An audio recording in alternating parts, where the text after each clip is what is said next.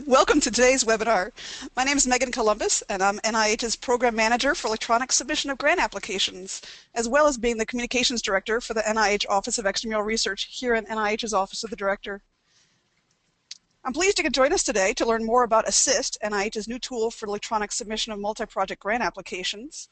I'm here today with my colleague in crime here, Sherry Cummins, who's been the lead for coordinating the development of the system for NIH. Thanks for joining us today, Sherry. Some seminar logistics for folks. Slides are available for download. You can see on the screen in front of you where to go. It's to grants.nih.gov, and just look for the webinar under the latest news and events section there. That way you can print the slides and you can take notes or do whatever you'd like to do with them. We will be stopping for questions at the end of each section of the presentation, so feel free to submit questions at any time by typing them into the question box located into the webinar box tool. If you have any technical issues, you can type them into the chat box, and we'll help you take care of those. Sherry's going to be presenting a lot of information today, so we've incorporated learning checks along the way. So this is just fair warning that there will be some pop quizzes. With that, why don't we go ahead and get started? Sherry?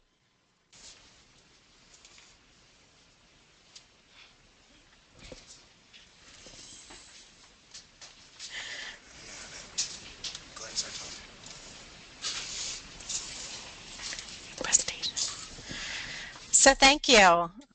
Yes, I actually have been working on this project for 2 years now, and it's been quite a ride. We've been trying to do our electronic submission of competing grant applications since 2005. Megan and I have been together doing this, and we thought this day would never come, so it's pretty exciting to be able to share this with you today. Indeed. So we're going to be talking about Assist. And I'm assuming that you all have joined us today because in some way, shape, or form you already are involved in the preparation and submission of paper-based multi-project applications to NIH, so I don't need to tell you what an overwhelming task that is.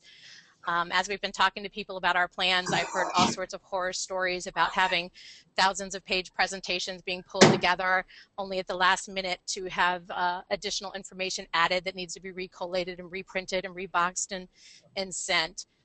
So folks are just excited to have the automatic generation of an application, much less the ability to submit it all electronically from through grants.gov. So it's pretty exciting. So the future is looking pretty bright, though. We are moving to electronic submission.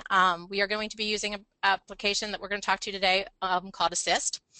And it is a vast improvement over that paper process. And it's about time. As I said, it's been since 2005, and to be able to share a timeline with you today is really exciting. So, Sherry, can we go forward too much Sure. further? Let's find out what experience our listeners have. So we're going to put a poll up, and it's going to ask you about what kind of experience you have in submitting multi-project applications. And I'm going to leave it up for just a couple minutes, and we're going to show the results.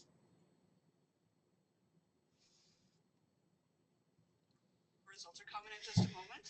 And it'll just give us an idea of how familiar you are with the structure of NIH's applications. Okay, so we've got a bunch of you that do it regularly, and 17% of you who don't ever do it. So that 17% of you, let us know by questions if you're having a hard time following along, and we can slow down. And I think the rest of you were right on target here. Well, great.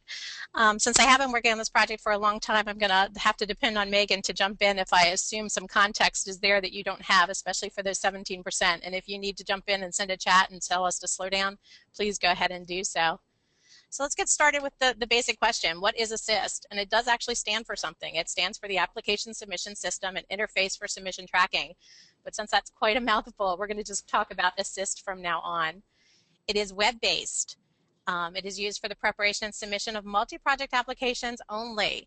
We hope that perhaps someday in the future we'll be able to use it for other applications as well, but for right now it's serving the need of getting our multi-project applications electronic.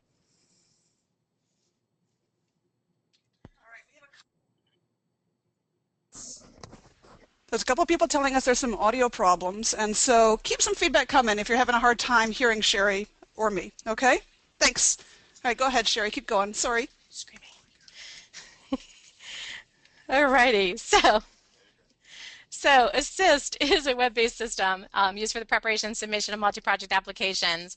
And what it does for multi-project applications is basically the same thing that Grants.gov's downloadable forms does for single project applications. It provides that mechanism to prepare your application and submit.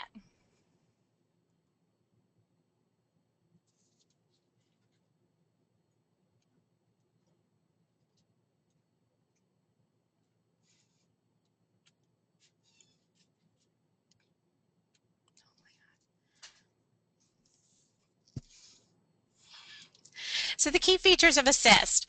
It leverages the existing ERA Commons credentials that many of you already have. It pre-populates data from ERA Commons profiles. That's something that folks have been asking for a long time for pre-population. It validates grants.gov and NIH business rules before you submit. Again, something that's been a long time need. Provides preview of the NIH application image, and this is the image that we actually use for review. So it's not just a cobbled together concatenation of all the attachments and forms. It is actually the image in its format that would be used for review. We do the automatic generation of table of contents, headers, and footers, and we provide the ability to track status within the system itself. So when can you use it? Well, you can actually use it right now for pilot opportunities. We'll be posting 6 to 9 pilot opportunities in the NIH Guide for Grants and Contracts and grants.gov, and they'll have deadlines between January and September 2013. For these opportunities, electronic submission will be required. That means no paper applications. All right, so Sherry, let's find out a little bit whether people are interested in applying for these funding opportunity announcements or if they're just interested in checking out the system. So if you can answer the polling questions, we'll give you just a moment. All right, sounds good. Can we see the results?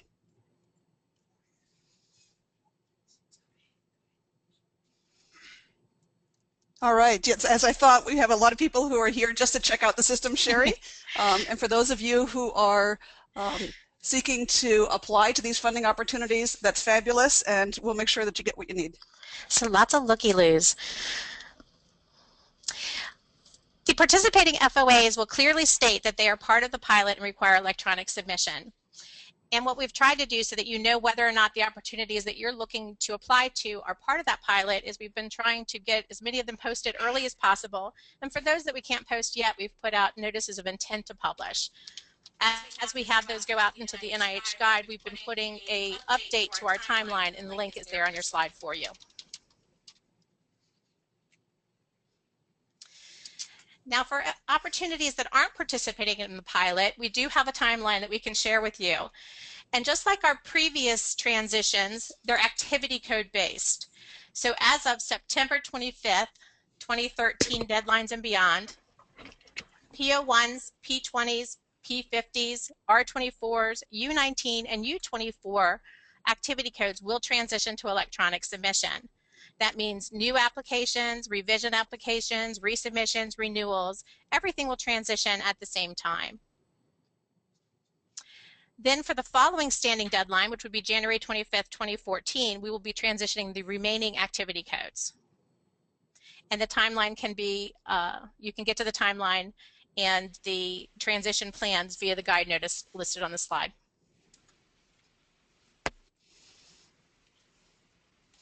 So I had already mentioned that we're leveraging Commons credentials for use with Assist. All Assist users must have ERA Commons credentials with one of the following roles: assigning official, or SO, administrative official, or AO, principal investigator, or PI, assistant, which is an ASST role, or the account administrator, which is an AA role.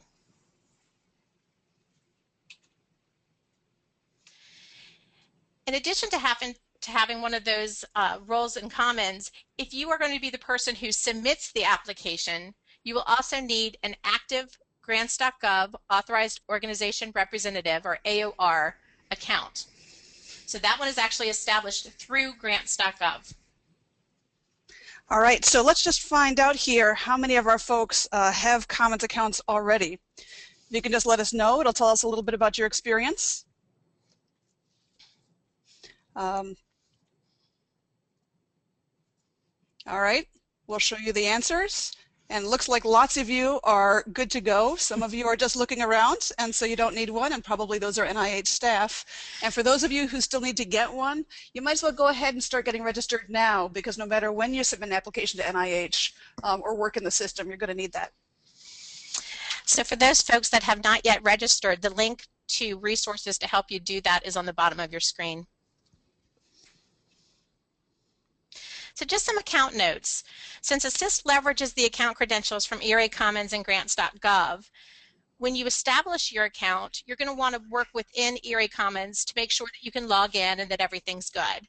Similarly with grants.gov, you would want to establish your account, log in as an applicant in the grants.gov interface, and verify that everything's working fine. And then you can go back to Assist and use those accounts.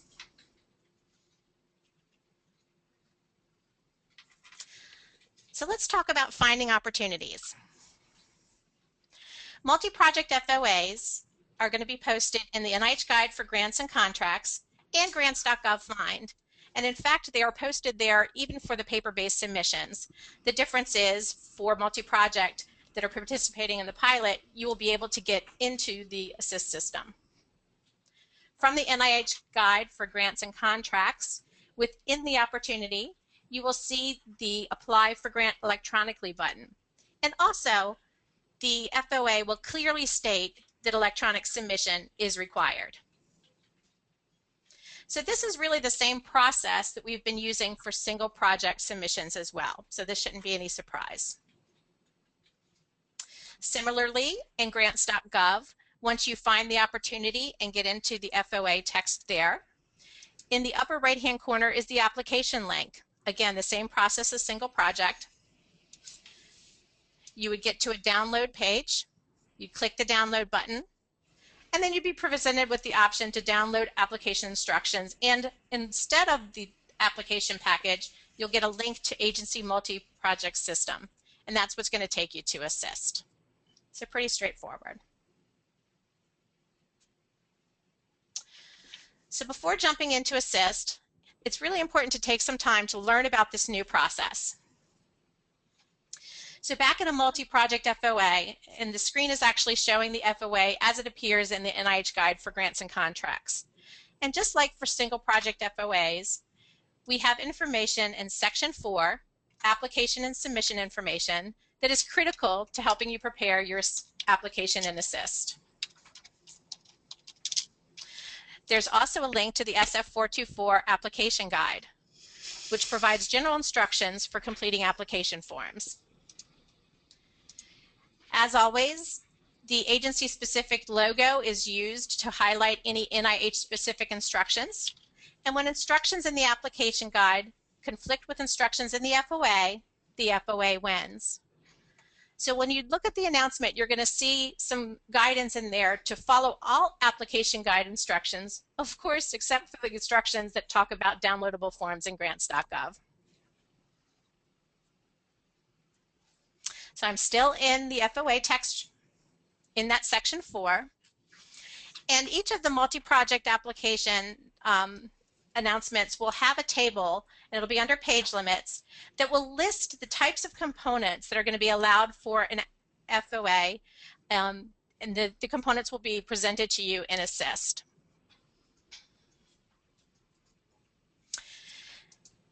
It will also tell you for each component type the research strategy page limit that Assist will enforce. So in this example, in the overall component, and we'll talk about how these are all put together in a moment, but in the overall component, Assist is going to enforce that a 12-page research strategy can be submitted. In this particular example, the project component type will be used for a number of different components, and it'll be talked about within the FOA on which one to choose. In every multi-project FOA, there will also be the table that's presented here on your screen. And this is really just a clarification to application guide instructions that apply to all multi-project applications. And the difference here is the application guide is really written for a single project.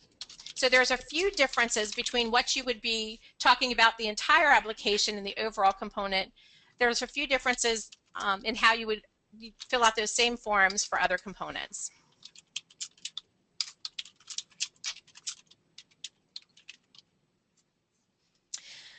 Following that general table will be additional component-specific instructions.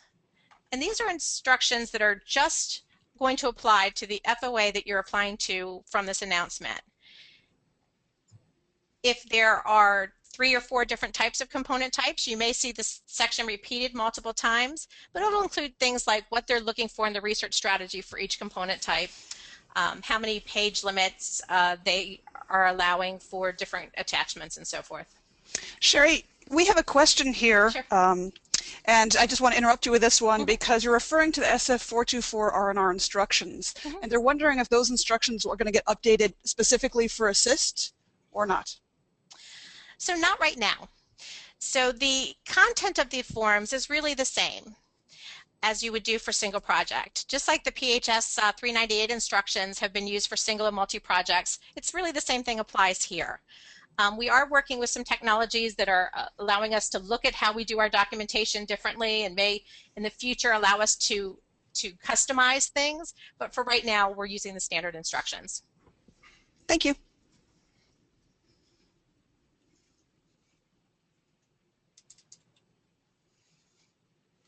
Okay, so let's get familiar with the new format. We've looked at a lot of multi-project FOAs when we did the project, and we've also looked at a lot of applications to those FOAs, and I can tell you that no two are the same. So it was kind of a challenge to come up with a structure that could be used by every opportunity, but allows the flexibility that we need to customize an announcement to meet the needs of that program. But this is what we've come up with, and we've actually seems to be a really good fit. So every application will have a single overall component, and that overall component talks about the overview of the entire application. So that's what we kind of refer to as that parent application.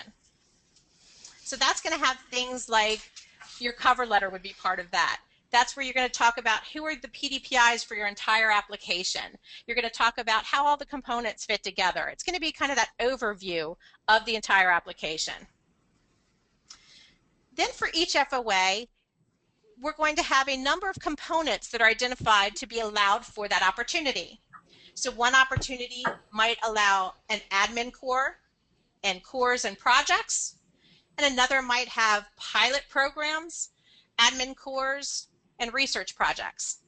But really the data entry behind those component types is going to be very similar. It's really in the content that they're going to vary. So the additional components are going to be set on an FOA by FOA basis. And the announcements, as we discussed, will clearly indicate the types of components expected.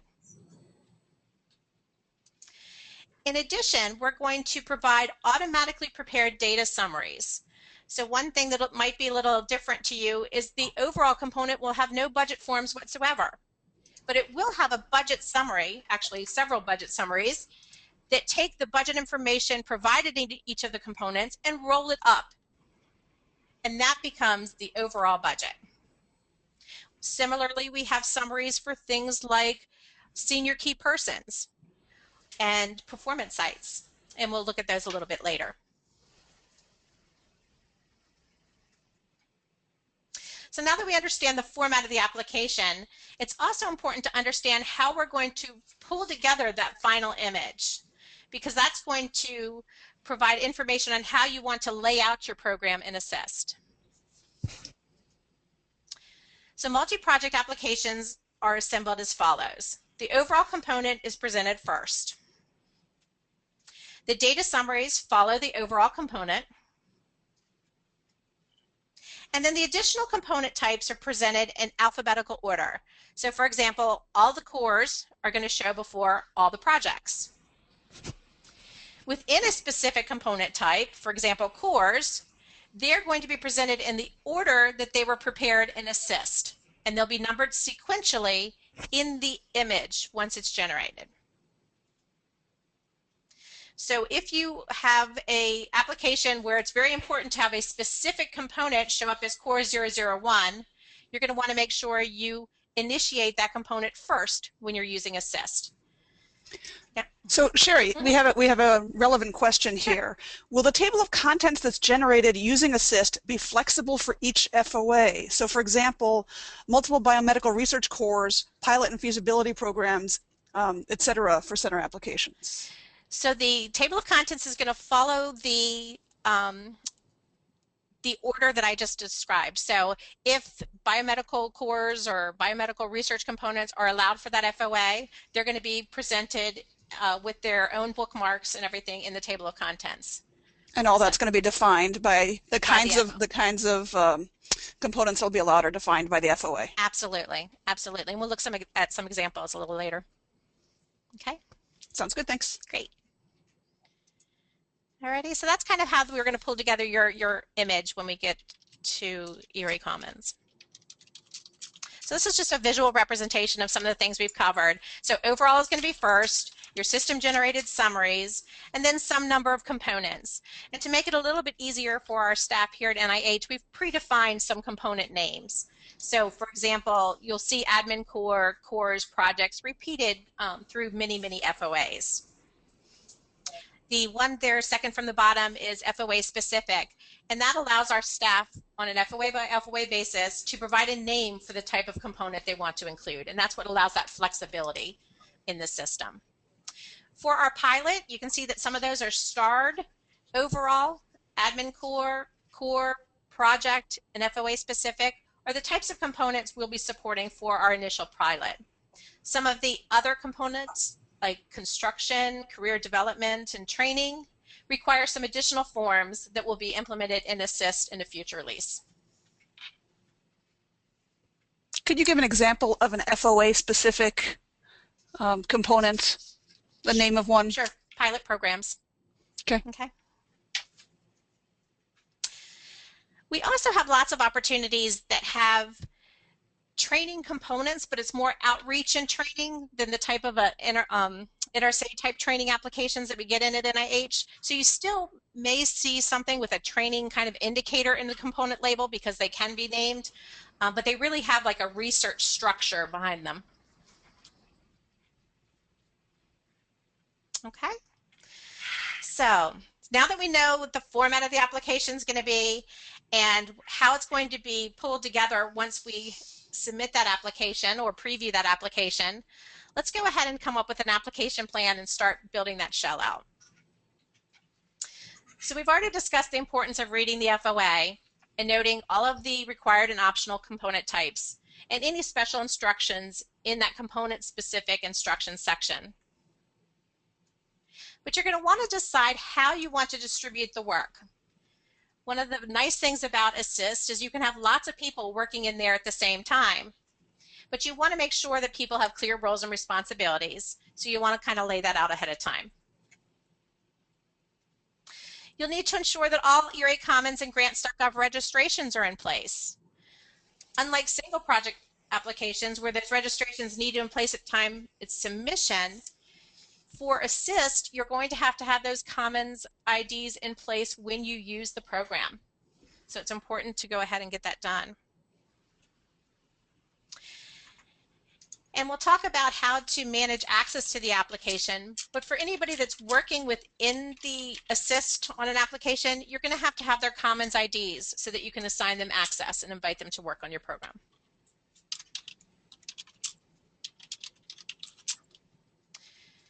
When you're defining the layout of your application, you're going to want to think about what components are you going to include. Who are the PDPIs for the entire application? That's project director, principal investigators for the entire application going to be. Is it going to be one person? Is it going to be multi-PI? For each of the components, who's going to be the project lead? Is it going to be from the organization that is applying? Or is it going to be from a collaborating organization? What are you going to name each of the components? What are the start and end dates of the components? Do they run for the full cycle of the parent, or do they have different start and end dates? You're going to want to determine the order you want the components to appear in the final application so that you can initiate them and assist in that order. And you're going to create the application shell. So let's look at an example. So in my application, which I've called Research Center to Cure the Diseases of the World, I have two PIs. So this is a multi-PI application. One PI is Shared Money, and the other has been around. For this particular opportunity, the component types available are Admin Core, Core, and Project. Under the Admin Core, I'm going to have a single component. I'm going to title it Administrative Core. It's going to be led by Jedi Knight, and it's going to be from the same organization as the applicant, so Organization A. Under Component Type Core, I'm going to name that one Research Core. It's going to be led by Been Around, so this is actually the same person as one of my PIs, but it's going to be a project lead in this case, and he's also, of course, from my organization. This particular core also has a sub-award budget, and that's from Organization D. I have a second core. That's my communications core, led by Able to Lead and Organization B. And you see how this kind of plays out. My projects, I have 3 projects, and they're led by different people and actually from 3 different organizations. So that's how I'm going to want to actually build it in Assist.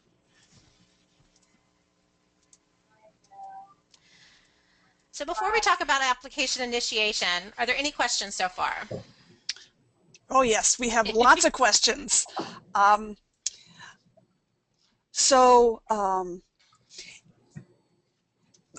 of the questions is, to make a core be number 001, do we just have to initiate it first or complete it first? Just initiate. And that's why we're going to talk about kind of building out that shell. I do recommend that once you've laid out your application, go ahead and start all of them. You're going to have a few pieces of data that you provide to actually save that component, but the rest of the data, as you go through all the forms, can be done later. Okay, and so then can the order of the components be rearranged? Not right now. So that is something that's been requested as a future enhancement, and we're going to see if we can get that done at some point. But for the foreseeable future, it's going to be the order in which you've prepared it.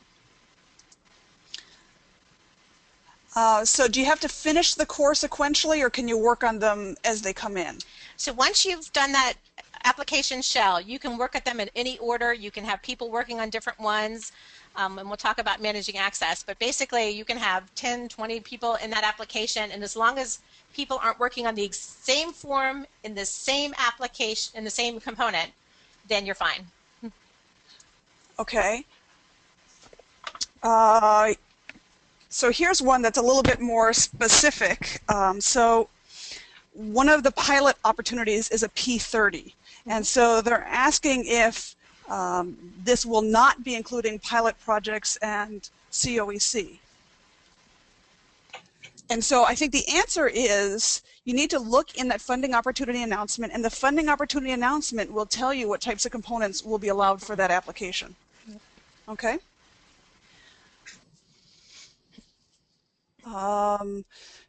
Here's another one about the order, Sherry, and I think you may have addressed this already, but if you've started Assist and entered cores and projects, and the PI changes the order they want, can you change them, or do you have to start a new application? It's not actually easy to change once you've done that shell. You do have the ability to abandon components, so depending on where it is, you could potentially abandon one and then fill them in a different order. But you really can't rearrange them once they're there. Right. But remember that NIH staff, and we'll be telling reviewers the same thing, that you don't have as much control as you might like over that. Exactly. Okay?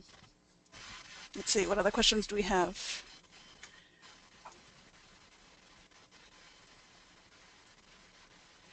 You mentioned that there can be different start and end dates for each component. Can you expand a little bit more on that? So from a forms perspective, the start and end date for each component will be requested.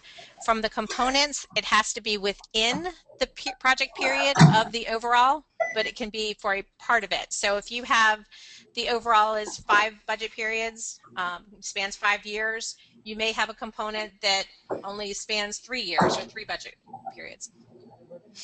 Great. And just to be clear, I know Gretchen's been asking about what we mean by the shell. and adding or deleting projects or components. And when you're talking about the shell of the application, Sherry, you're really talking about the application structure that you're setting up. Yes, Right? exactly. Okay, so I hope that helps that, Gretchen. Was it just one person? Yeah. Let's see. I saw this morning on my way in. I'm trying to figure out how to phrase this question. Does one organization get the credit for the multiple PI application, or do both organizations get the grant under their name? I mean, I kept going, did I just or was my glass? And so right now that's actually a policy question, and we don't have our policy people here, but the reality is that I think for multiple projects or multiple organizations right now with a multi-PI, there is kind of a primary organization, and so that credit isn't given to the second organization in the same way as it may be in the future. All right, we got lots of questions coming in. We need to figure out how much time we have for all of these, but let me make sure. Will multiple PIs be allowed for individual projects? So at the component level, there is the concept of multiple project leads. So when you're talking about components, you're actually talking about project leads, because the principal investigator concept really only applies to the entire application, would be in the overall component. But you can have, it's perfectly acceptable, depending on the FOA instructions, to have multiple project leads within a component. Okay, and will we have the ability to have a sub of a sub? So you can have sub-award budgets on a component, but that's the lowest level we get to. Can this be used for multi-project renewals? So for the pilot FOAs, if you're doing a renewal to one of the pilot FOAs, it actually must be used for the renewal. And as we do our transitions, so when we do the transition for PO1, it would be all application types, so new, renewal, resubmissions, and revisions. Okay, this question is pertinent to everybody, because the question is about the P42 submission, which has a due date of April 10th, 2013. The RFA says to use Assist, and will the Assist system be ready to use then? And what is really nice to be able to say is that for any of these FOAs that require the use of Assist, Assist is available now. And so after this webinar, you can get in and you can actually start building your application. Right. So the key to that one is they have to be posted in grants.gov. So once we post them in grants.gov, then they're available through Assist. Will the table of contents or the funding opportunity announcement dictate the order of components? The table of contents is actually dictated by the system as far as order. So it's going to be the order that we talked about, with the overall, the summaries, the component types in alphabetical order, and then within each component type, it will be the order that they're created in Assist. And I think you went over this, but just to clarify, can you add or delete a component once you set up that initial structure? So once you set up that structure, you can abandon a component. And you can certainly add more, but when you're adding them to the bottom, basically, of that component type. So if you already have 3 projects, you would be adding a 4th project. Muted. And we'll see this in just a minute when we build out that shell. So why don't we keep going and we can come back to some of these questions in a minute. Okay, sounds great. So let's talk about that. Initiate your application and create the application shell. So this is the first peek. Log into Assist. Our URL is right there, public.era.nih.gov/assist. You're going to use your ERA Commons credentials, and you're going to hit that login button and get in. The first screen you come to, you would be able to either initiate an application or search for in-progress applications. And you do have to type your funding opportunity announcement number there. In the future, we hope to be able to automatically populate that and leave it editable. But for now, you have to type it in. I hope you can do that. What is it, 8 or 9 strokes there? But you put in that FOA, and you hit go, and there you are. You're off to the races. This is the first screen. This is your initiate application screen. The top of the screen should look pretty familiar if you've done single project applications. This is basically that header information you would see on the managed screen of your downloaded forms, but it's the information that's posted in grants.gov and basically tells grants.gov how to route that application once it receives it. Then the bottom of that same screen provides the minimal information that you need to save that application. So you can see that I have to give it a project title. And remember, I've used my Commons credentials. So I can actually choose from a drop-down list of the organizations that are associated with my Commons account to populate the remaining information. Okay, that puts in the address and the DUNS number. And it's really important, especially if you're a PI that's initiating this application, to choose correctly. Because once that DUNS number is assigned, you really can't change that. So many of the security features that are associated with Assist are based off that DUNS that it would really be a problem if we had you being able to change that DUNS. So that's a really important step to get right. All right, Sherry, let's just do a quick learning check to see if our listeners have been paying attention. We have about 400 attendees out there. Terrific. And so let's see how you're doing. So we're going to start the question, can anyone at the applicant institution initiate the application in Assist? So give us a yes, no, or not so sure. We'll give you a second to complete that. Duran, if you could survey says. Give us the results. All right, Sherry, we have 23% saying yes, 70% saying no, and 7% saying not sure. Can you clarify for us? Sure. So the question really is, can anyone in the applicant institution do that? And first of all, you have to have a Commons account, and I'm sure there's many people in your institution that don't have Commons accounts. And secondly, you have to have a Commons account with one of the roles that we talked about, the signing official, the AO, the PI, the assistant, the account administrator. So it has to be one of those roles right there. So not everybody in your organization. So there you go. A little bit of a trick. Thank you very much. Ready? Mm-hmm.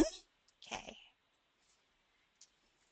So we've initiated this application. So we've gone ahead and we've put in the information. We've pulled information from the drop-down to get the organization and the DUNS number, and we are clicking Initiate Application, and that's saving it for us. Okay, and at the top of your screen here, you're going to have that application saved, and we're started here. We've initiated our application. It's just that easy. At the top of the Assist screen, we have some handy links. Help Desk and Logout are up there. We have the little question mark icon throughout Assist that will give you some great online help, and we'll give you an example of that towards the end of the presentation. We're just kind of getting a feeling for the screen here. This is the Assist message saved for the last action that I just did, which was to initiate that application. And then over here we've got actions. So this is the upper left-hand corner of the screen. The actions are going to be dependent on where you are in the application, and also some of the roles that you have on the application will determine what action buttons are available to you. So for example, if you're not a signing official, you are never ever going to see a submit application button. If you're in a component, you're not going to be able to see things that affect the application as a whole. You'd have a different set of buttons. So it's going to be dependent on where you are in the application and also your role.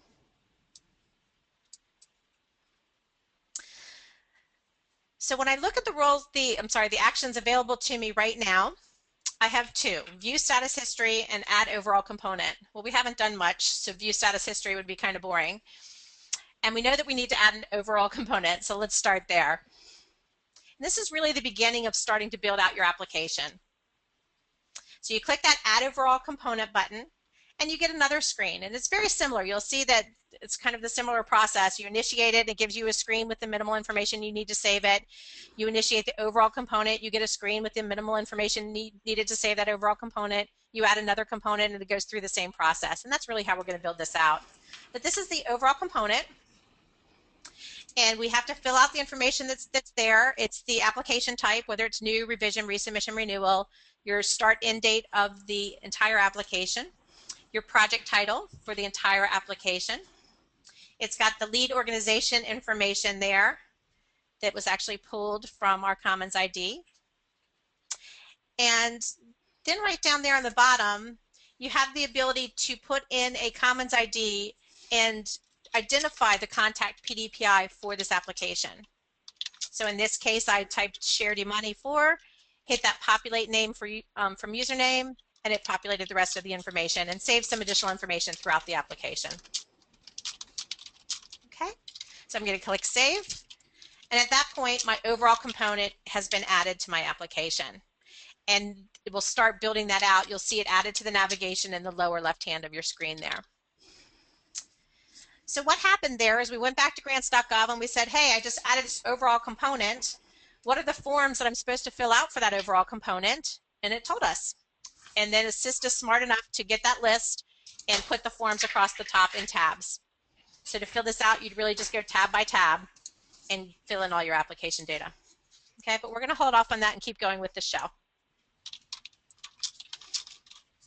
So same process, but you'll notice that my button no longer has an add overall because there's only one overall in any application, but it has an add new component button. So I'm going to click that one. The add component is a little bit different than the adding overall because I have to choose what kind of component I want to use. So in this particular case, this FOA allows admin cores, projects, cores, and something that we just called component X. And I would have to choose the one that I'm actually going to initiate here.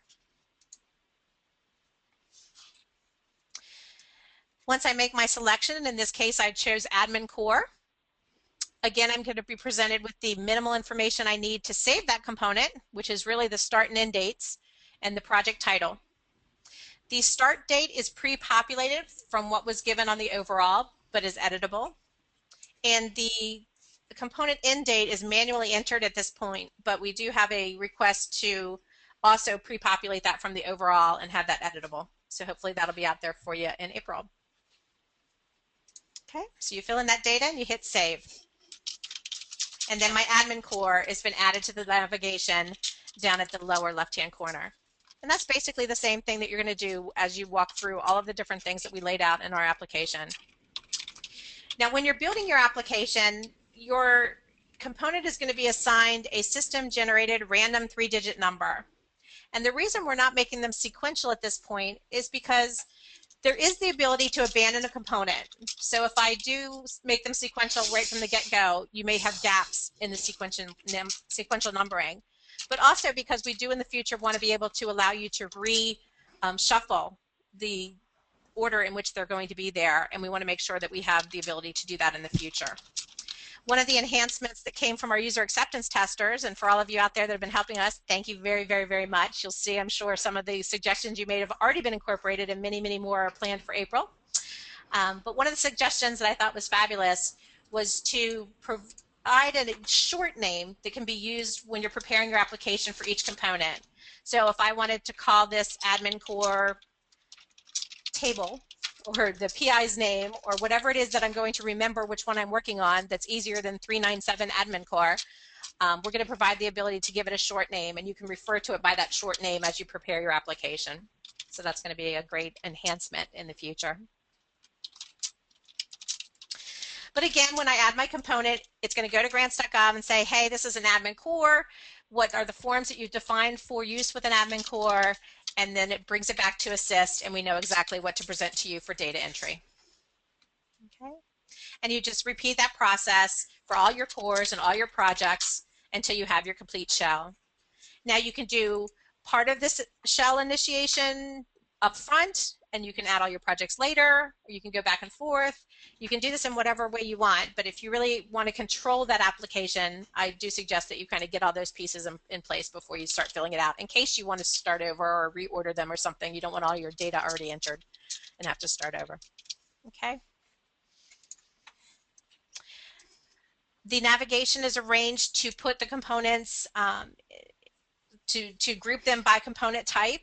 So you'll push on the plus or minus buttons to expand or collapse each of the component types to access the components. It's pretty standard. Yes? So are we ready for our next polling question? Hell yeah. Okay. So here we go. How would you know what types of components you can include in your application? Would you do it by reading the funding opportunity, looking in the Add Component drop-down menu, or both? As you all think about that question and think about your answer, we're seeing the numbers rack up. All right, Duran? We need a little drum roll or something. There we go. All right, Sherry, we've got 28% say reading the funding opportunity announcement. Which is right. 4% say looking in the Add Component drop-down menu. Which is right. And 71%. So that's the most right. All right, we're doing okay so far. Excellent. All righty. So it's also a good point to stop and make sure that's a lot of information about building out that shell. Are there any questions about initiating your application, creating an application shell before we move on to managing application access? All right, so there are.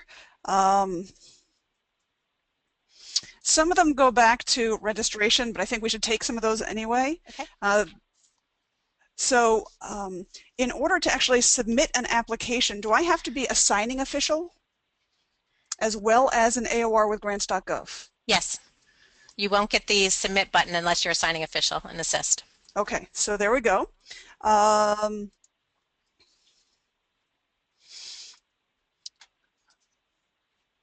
right, for those of you who are submitting questions about getting help and that kind of thing, we're going to hold those questions for later. Here's a question about assembling your application. Do cores have to have a number 1, 2, 3, etc., or can they just have names like clinical core, statistical core, etc.? So really they're going to have both. So your components are going to be numbered, so you'll have a core 001, core 002, but if you remember when we initiated each of those components, we gave it a title. So there's a project title in the R&R cover that you can use to name those components. Okay, and a whole bunch of people have asked, can the project title be changed after we've started? Yes. Yay. That's a good answer.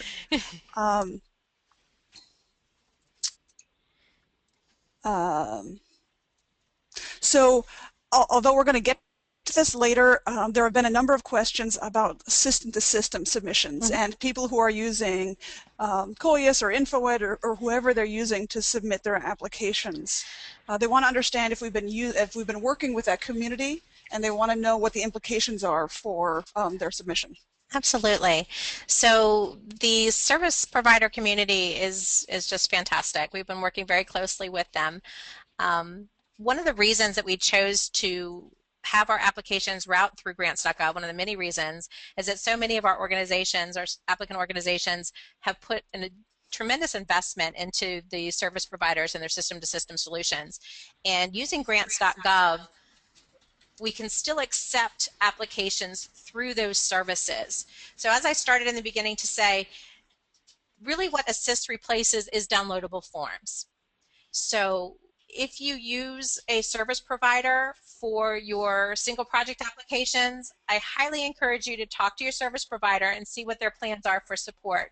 We do have the building blocks there for them, but I do imagine it's going to take a little while for them to be able to handle the application submissions to grants.gov because they haven't had access to the information for as long as we have to build out the system. So I encourage you to really talk to your service provider directly, but they do have the ability to build that in their systems if they choose to. Okay.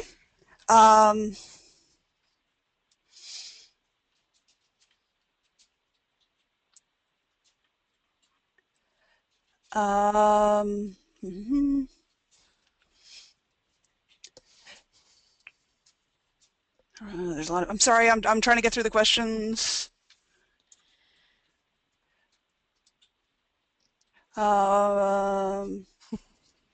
Who has to initiate the application? I think we already went through this. Is it just the signing official? This could be a problem for some office-sponsored research. So it does not have to be the signing official that initiates the application. We're going to talk in just a moment when we get through these questions here about application access. It is going to be a responsibility of the signing official to provide something we call access maintainer authority, but anybody can actually initiate. There's some other questions about when you would use Assist. And so some people are saying that they have renewals coming up this spring. So remember that we're in a pilot stage for Assist, which means that there are 6 or 7 funding opportunity announcements on the street that require the use of Assist. You may not use Assist for anything besides those until we get to September, which is our first transition of multiple activity codes. Correct. Okay. Elena is asking if you would show us how to abandon cores or projects. I'm actually going to hold off on that for a minute because I Okay. can point it out when we get to a later step. Sounds good. Mm-hmm. And you said that the titles of the overall project can be changed. Yes. You mean that the components can be changed as well, the titles of those components. So we're not tied to that at all. Correct. And so if you were going to, as you're establishing that shell and you have subcontracts to enter for new components, you're going to get into that later as well? Yes. Okay. Mm-hmm.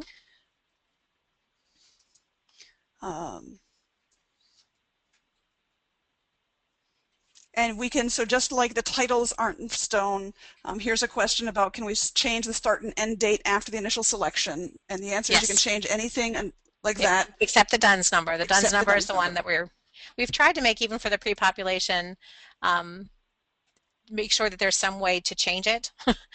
It may not be on the form that you're looking at because some of the source information is on different forms, but there should be a way within the application to change most of the fields that are pre-populated. Great. A couple people have been submitting questions, and I think there's some, we need to clarify a little bit about where this is being done. They're asking about, so do they just download forms from Assist instead of from grants.gov? They're asking whether we are in Commons and not on grants.gov. So let's talk a little bit about Assist being in the online environment. Yeah, that's a really good point. We didn't really cover that very well. So this is a web-based system. So very similar to Commons, but this is not Commons. You're going to go to the URL that we provided earlier, and you're going to log in, and you're going to be working online on the web there. It is not something you can actually download to your local machine like downloadable forms. It's something that you're going to work right online. There is the ability to do previews that you can then save off to your machine as little snapshots, but for the most part, you're going to be working right online there. Once you submit through grants.gov, it's going to follow really the same process that we did for single project in that post-submission, you're going to follow your application through Commons, and we'll talk about that in a little bit.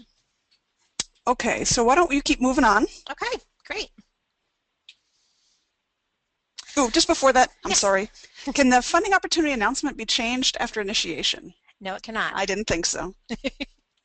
We actually are working on some technical solutions to allow you to copy from one FOA to another. The problem with that is that since FOAs can be the components defined are specific, that it's not always a one-to-one relationship between those announcements. So we're working through that. Okay? Yes, thank you. Great. So we're going to talk now about defining your team and providing application access. So one of the benefits of leveraging our ERA Commons is that we can actually leverage some of the roles that we have established in Commons to provide automatic access to your applications. So for example, all the signing officials and AOs at the applicant institution will automatically have edit access for the entire application. That's very similar to how we allow in Commons the SOs to view any application for their institution. In addition, all PDPIs listed on the overall application have edit access for the entire application. And this is something that actually came from our policy office. Since they're pretty much signing off on this application, it's important that they always have visibility to all aspects of the application. So they do have that automatic privilege. And they're given that by designating them as a PDPI on the overall senior Q form. In addition, the project leads on each of the components have edit access for their components. So that is something that the automatic access is at the component level. And if the applicant organization chooses to extend that access, they can do that manually, but the automatic access is within the edit level. And actually, they can turn off access for that. And then the person that initiates the application has edit access for the entire application. Okay, so those are the automatic accesses. So here's an example. In this example, the user, who's clairvoyant, is an SO at What's the Matter You and has automatic access to the entire application. So when this user logs into Assist, they have access to all of the different components that we have provided there. But in the second example, for Quintessential, that user only has automatic access to the project for which he is the project lead, and that happens to be that project 478 on the bottom there. So when he goes into Assist, he doesn't see any of the other components and can't actually access them. Okay. So those are the automatic accesses. Assist also allows you to manage the access for your application. So the SOs at the applicant institution can manage application access for the other users. And they're the only users within Assist that have the authority to delegate that control via using this access maintainer authority. And they can give that to others in their own institution. They do not have the ability to delegate access maintainer to somebody outside their institution. Application access can be controlled across 3 variables: the entire application versus a specific component, read versus edit, and also budget versus non-budget data. It was brought to our attention very early on that there was a lot of concern over lots of people working in an application and having access to all the budget data, and you actually can control that through Assist. In order to manage access, and this is the clairvoyant SO at What's the Matter You, and they are logged into Assist, selecting the Manage Access action, and being brought to the User Access Summary page. The SOs and AOs, since they have automatic access and there could be so many at the institution, are not actually listed on this page, but the ones that have role-based authorities actually are. In order to add any additional users to your application, you click the Add User button on the bottom. You're brought to a user information screen. You put in their Commons ID, and you would have to find this offline somehow. Hit the Submit button, and that's going to populate the username and the primary organization. And that's kind of your double check to make sure that you've got the right person before you add them to your application. For that particular person, in this example, I'm giving this person, Radar O'Reilly, who is a wonderful assistant, access maintainer authority, because I want this person to be able to go off and handle this application. I'm giving it for the entire application, and I'm going to give edit authority for the entire application. So that's designated by saying edit under all. If I didn't trust Mr. O'Reilly so much, I might just want to give him access to a single component, and maybe not even edit access for the budget data. And to do that, I would actually give it view access under budget and edit access under non-budget, and I would leave none under all. Okay. And I'd hit save, and those accesses would be entered. Alrighty. Before we move on to data entry, any questions about application, managing application access? Oh, actually, I have a polling question. Fabulous. Duran's going to hit the polling question, and we're going to find out if any signing official at the applicant institution automatically see all applications from their institution in Assist. So please select yes or no, and I guess I should have given a don't know option. They know. This is actually responding to some of the questions that have come in Great. as well. All right, so 84% of you said yes, and indeed, all your signing officials will be able to see all of your institution's applications in Assist. Right, so all of the ones that are actually being used through Assist. Obviously, you won't have access to any of your single projects or ones that are not in Assist, but absolutely right. Great. Other questions about managing access? let's see, if a PI initiates the application, do they have to grant an AO permission to access it, or is it granted automatically since the AO has admin rights? Yeah, the AO would have automatic access if they're with the applicant organization. What if you're the one doing the grant? Is there a routing function? So if I'm the main pre-award but not a signing official, so I'll have to route it or send it to my manager, how would that work? No, we really don't have the routing and workflow built into Assist, so it really would be managing access for them to be able to go in and see it. So here's a question from Paulette. The PDPI has the ability to move throughout the application, correct? Correct. If you have an admin person assisting, how does this person then get access? So that person would have to be provided access from a signing official or somebody with an access maintainer role, and they would put in the person's Commons account so they can be set up with an assistant, a Commons account, and they would be able to be granted access for whichever parts of the application they should be able to see. And so if some folks that you're getting access to are at foreign organizations, are there any issues with that? No, that's one of the reasons that we have granted the access maintainer authority only to SOs and people that they designate. Those people that from other organizations that are added to the application can only see this application, but they have to be designated to be able to see it by somebody with the authority in the applicant organization to expose it.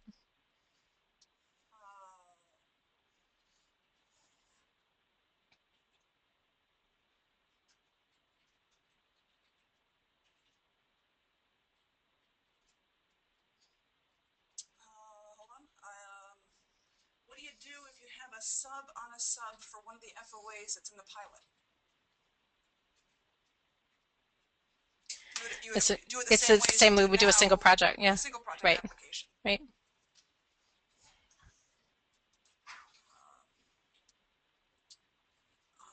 You mentioned that a lot of the pre-populated information other than the DUNS number can be changed. Does this include the demographic information related to the DUNS registration, such as applicant name, address, etc.? Can that all still be changed? I'm hesitating because I think there are a few fields that can't be. I'd have to put an FAQ out on that and verify with my staff. All right, we'll put an FAQ on Yep. that, Cindy, and let you all know. Well, our cores will have project leads. The project leads under our pilot project programs are likely unknown at the time of the grant submission. Those project leads are usually named between the time of renewal and the start of the budget period. How would this be handled in Assist? Will we use TBN or to be named as a project lead for each of those projects when creating the application? That's a content question. The project leads under a project unknown at the time of grant submission. Ooh, Rhonda, I'm sorry, that's a policy question, and we're not policy people in the room, and I already stepped into the wrong territory there. So you can feel free to submit that to OER after the fact. Okay. Will there be core leads? Yes. So every component is going to have a designated lead.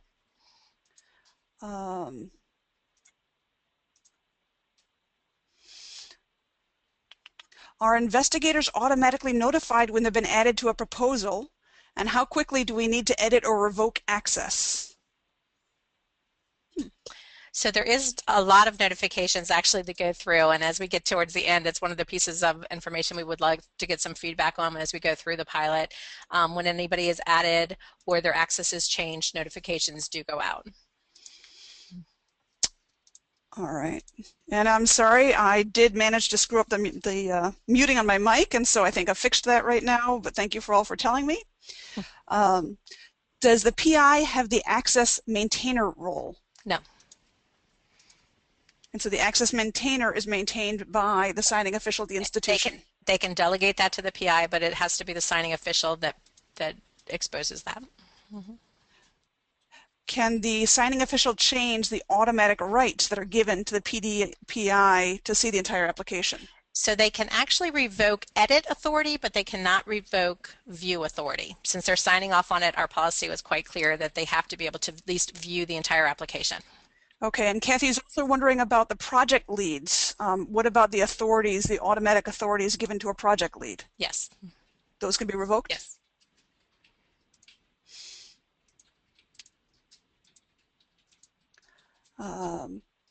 Can the assistant actually start the project, thus having access to everything? Yes. They don't get that access maintainer authority, but they can have edit authority. Okay, and so yes, PIs can have access to other users. Mm-hmm.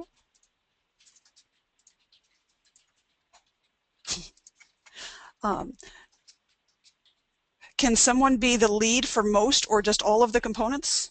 Absolutely. In fact, we expect that, as even in my example, that the PDPIs are going to be the lead on one or more of the components there, so you can be across multiple components. Okay, and we still have multiple questions coming in about the flexibility of the order of components. Mm-hmm.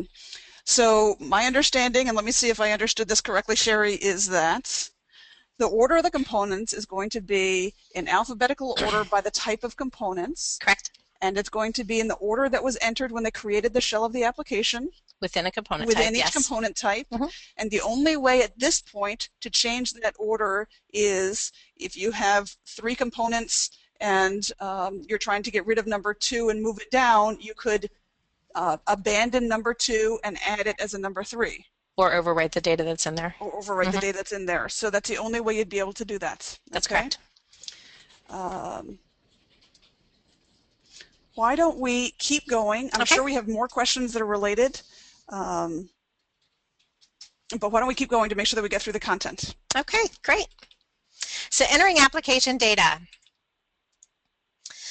So the last time we saw this screen, we were doing the initiate application.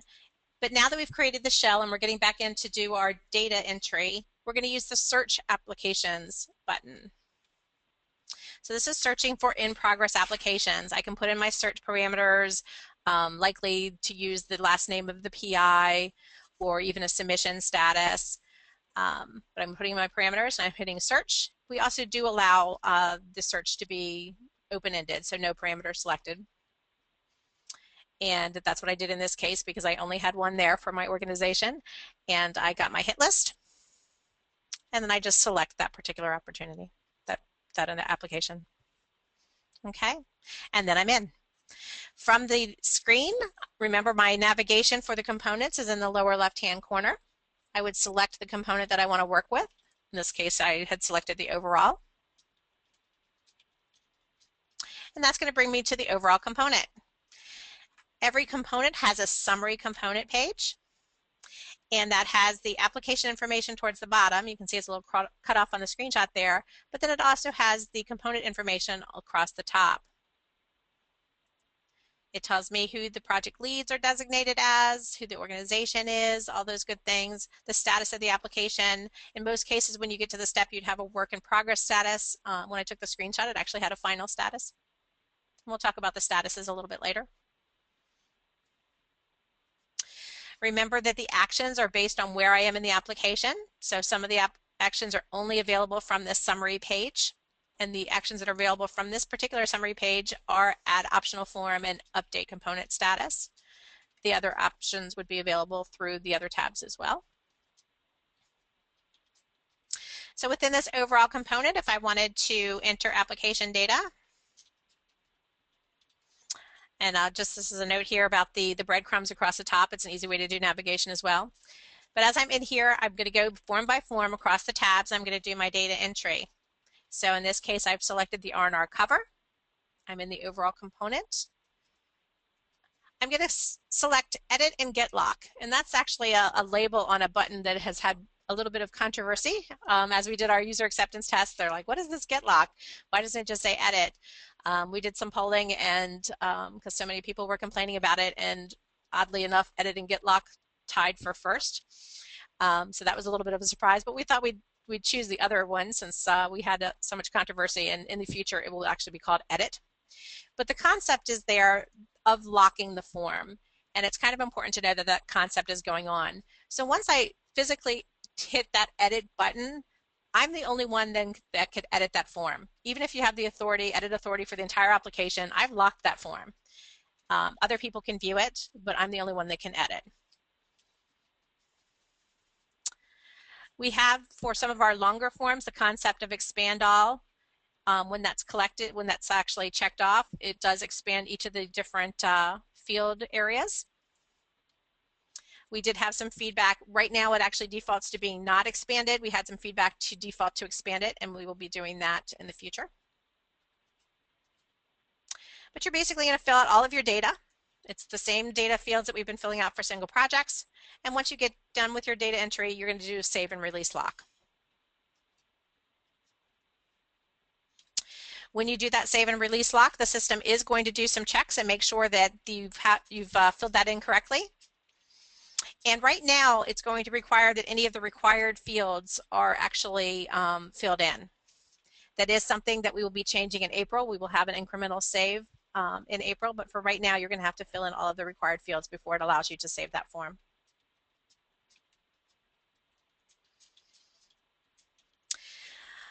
I'm not going to go form by form, field by field, obviously, because we'll be here a very, very long time, but I did want to point out some of the things that might not be too obvious. We just looked at the R&R cover for the overall form. When I'm editing the overall cover for other components that aren't the overall, it acts a little bit different. And for some policy reasons, I have to reuse the same form, but I don't need to use all the data. So what you're going to see when you do an expand all on the cover in any component other than the overall is it's not going to expand all the fields. It's only going to expand the fields for which I want data. So you can see here that the type of submission, date submitted, date received by state, federal identifier, those things really only apply to an overall. And I'm not going to collect that data. For you system service providers out there, if you send it to me, I'm just going to ignore it, but you don't have to change your systems to make it not send it. But I'm only going to actually ask for the data that I need. And that's going to be just a few fields. It's actually the applicant information, it's the start and end dates, it's the title, those types of fields. Okay, so that's a little bit different on how that form works. And that's one of the things that's pointed out. Remember when we talked about what the text of the FOA has, and it had that table about some general instructions that are different between the overall and working in other components? This is one of those instructions. Okay, so right here I'm in the admin core, I'm in the expand all, and this is indicating which one of the fields that actually expanded to allow data entry. Okay. Now I moved over to the sites form, and this one also has a little bit of a difference than the standard forms, in that the sites form that is used with our multi-project applications allows up to 300 additional sites before you have to use an attachment. So that's quite a few sites in there. The primary performance site still is the only one that's absolutely required, and we are going to go ahead and require the DUNS number as we do for single projects for the primary site, but you do have the option of adding up to 300 sites, which is quite extensive. Okay. Wanted to point out a few things on the senior key person form as well. This is another area where we've provided you with some pre-population. So when you're in the senior key person form, you have two options to do pre-population. You can actually choose from a list of people that have already been used within your application. So there was a question earlier about, can you have somebody on multiple components? Absolutely. And when you use them on the second, third, fourth component, you can actually just choose them from this drop-down list, and the information for them will be populated for you. Or you can put in their Commons IDs and we'll pull from the Commons profile. So you have two options for pre-population there. There's actually a third that isn't pre-population. Your third option is, of course, to do all the data entry from scratch. And this is also a little different in the number of key people that you can put on the form. The forms that we're using for multi-project allow up to 100 senior key persons before you need to use an additional attachment.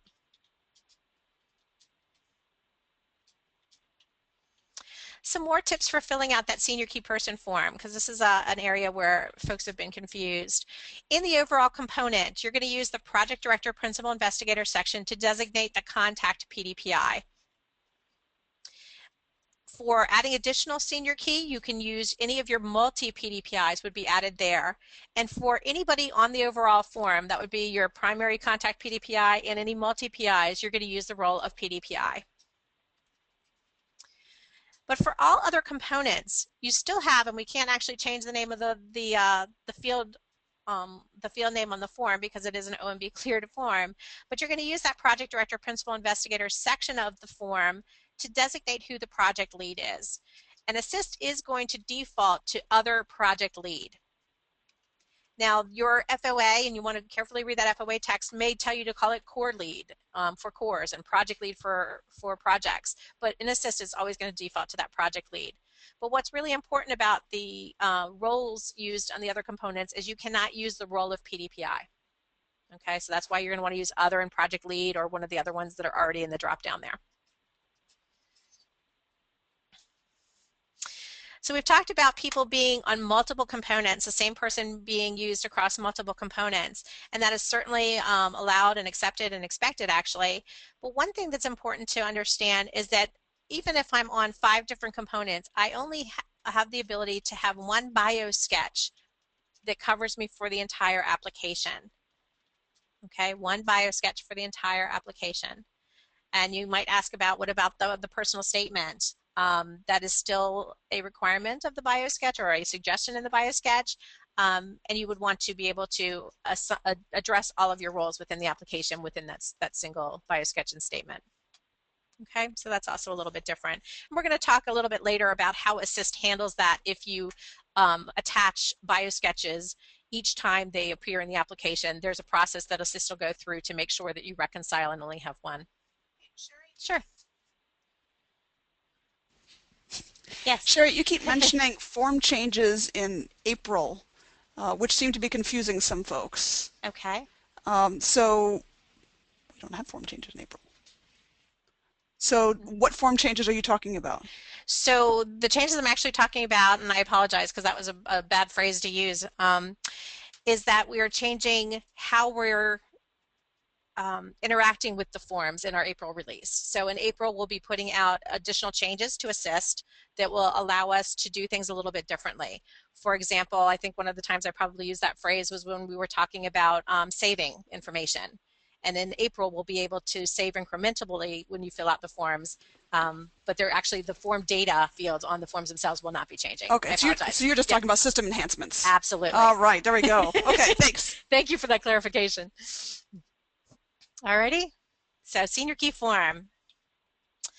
This is the budget form. Of course, we all know what the budget form looks like, but we're going to go to the budget tab here. One of the things I wanted to point out here, which is something that hopefully will make you all happy, is that when you add a period within the budget forms in Assist, the period will be created with the carryover of entries from the previous period. Everything will be editable, but you won't have to start from scratch when you're filling out those forms. That's something we heard over and over and over from our applicants that they wanted fixed with single project applications, and we're able to at least fix it here for multi-project. Also, when you're filling out the budget form, just a few more tips. This has been expanded to allow for up to 100 entries in Section A for senior key persons. The current single project forms that are used only allow for 8. So that was expanded to match basically what we're using for senior key. You can put 100 entries in the senior key form, and you can put up to 100 entries in the budget form for senior key as well. Wanted to keep those in sync. And just a reminder here, because this is always a high error for us when we get our application submitted, to remember that anybody that's included in that Section A for senior key persons, you need to list some measurable effort for them. And that's done by listing academics in summer or calendar months for each of those senior key individuals. Okay. If you're going to have a subaward on a component, you would be able to add the subaward form by using the Add Optional Form button. And basically, it's one of those actions that's over there in your upper right-hand corner of your screen. You click that Add Optional Form, and then if a subaward budget is allowed for that component, it's going to provide the drop-down list with that form in it. You just select it, and then it will be added to the navigation. Similarly, when we're working in the overall component, if you want to add a cover letter, you're going to also use that Add Optional Forms button. You click that button, again, get the drop down. In this case, you're seeing the PHS cover letter as the optional form. And then that is added to the navigation as well. Okay, can we do another learning check? Let's do it. All right, Duran. When filling out the R&R cover form for a component other than the overall, do you need to fill out all of the data fields? Yes, no, or I don't know. Let us know what you think. We'll give you a second to think about that. All right, then, Duran, here we go. 74% of you were listening very carefully, actually, and say no. This is a little bit of a trick question, Sherry will say, though. Can you elaborate, Sherry? Yeah, so for those folks that said yes, I'm thinking that maybe they thought when we expand it, they have to fill out all the fields that are exposed to them, and that would actually be true. So although you're only filling out a subset of the fields on the form, you do need to fill out the fields that when you expand all, they're exposed to you. So basically, for each subcomponent, there's a subset of information of that overall form that we require, and that's all that we require. That's okay? it. Great. Thanks. Okay. Let's go back. So let's talk about some component actions. So as component data is entered, several actions are available to you when you're working in Assist. You can validate a component, you can preview current component, and that would be just a visual of all of the pieces within that component put together for you. Or you can update the component status, and we're going to look at each one of those. So let's start with validating a component. So I'm back up in that left-hand section where we have all of our action buttons, and I'm going to select the validate component. When I do that, and it was very quick here, but you have to be patient when you're actually working in Assist when you do this, because it's going to take a little bit of time to run that service for you. But what that's actually doing is going and checking all of the forms within that component against the business rules in grants.gov and within NIH. So it's got a lot going on there. You might see the spinner for a little bit, but then you're going to get your list of errors and warnings.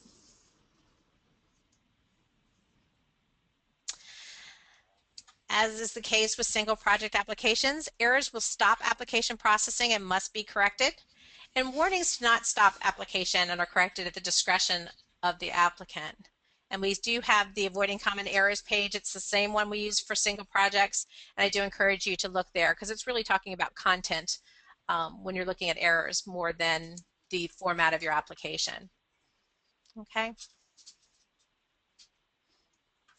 Next, let's take a peek at the previewing a component. So I'm back up in that action section again. I hit that preview current component, and it gives me a picture of the data that's been entered for that component. And you'll notice this doesn't have all the bookmarks and all the summaries and things that we'll see later when we look at the preview of the application, but it does give you a single document with all the information from the component.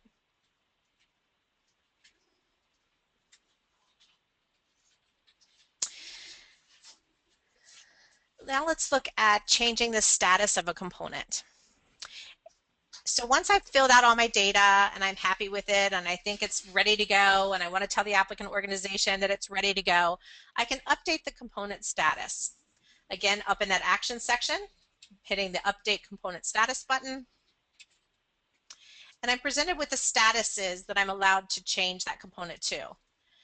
And in this case, I'm going to mark it complete. But if you notice there, and it's a little bit small, you could also mark it abandoned. And this is how you would abandon a component. Okay. So I'm going to mark it complete in my example.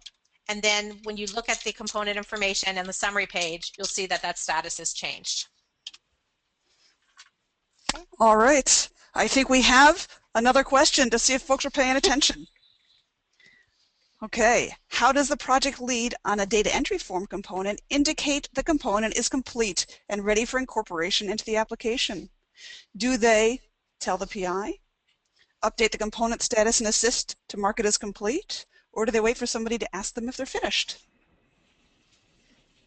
Okay, as you're looking at that, we'll show you those results.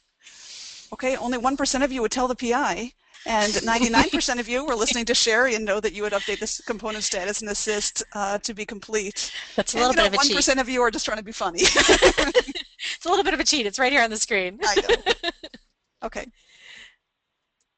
Alrighty. So once a component is marked complete, then it actually is stopping the ability to edit that component. So if you need to go back and make changes, it can be moved back to a work in progress status, but you have to have it in work in progress to edit. So that's one of the things, if you're working in Assist and you get into the component, you're wondering where's that edit button, it's not going to show if it's not in a work in progress status. Hey, Sherry, can we unabandon a component Yes, you can. so we can resurrect it? Yes, you can. Fabulous. Okay, Deborah, Kathleen, you got that? All right, any other questions about preparing your application?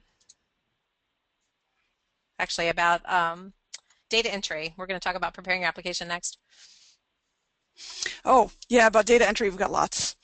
Okay, so one thing to clarify is that yes, we will still be requiring attachments to be PDFs. Absolutely. And I don't know if you have a screenshot showing how you attach a PDF, but it'll be very similar to what you do now. You'll click on the button that says Attach PDF. Yeah, you'll do the browse. It's pretty standard. What if a subawardee is involved in multiple components? Do you include them in each individual subcomponent? So you're going to want to include them wherever they're doing the work. Okay.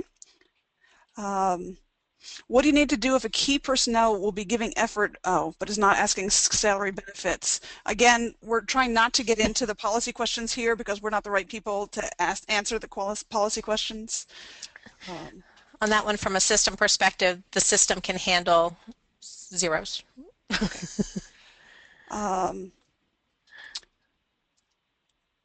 Let's see. Can you unabandon?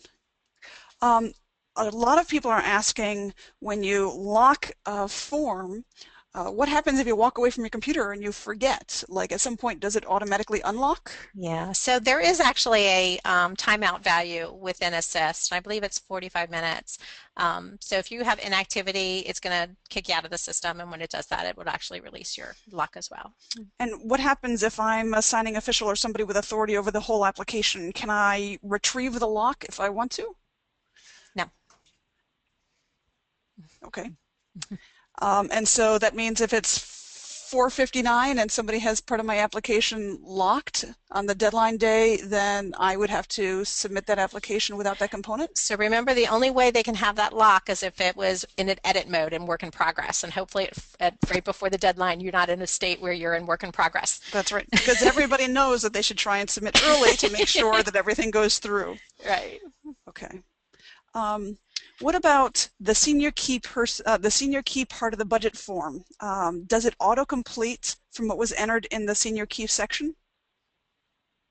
It does not pull in the senior key people from the senior key person form, if that's what they're meaning, because it's not necessarily a one-to-one. Okay. With regards to the site data, are you able to change the primary performance site and its respective DUNS? Are you able to change the primary performance site? Yes. And the DUNS, yes. Yeah, this is like a pop quiz for you, isn't it? It is.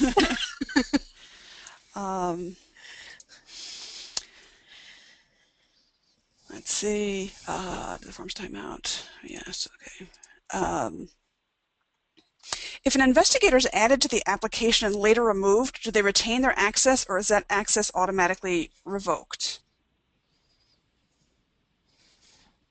I wonder if we've tested that. If they were designated as the project lead in the PDPI information, then that automatic access would be revoked. If you've manually given it to them, you need to manually take it away. All right. Let's see.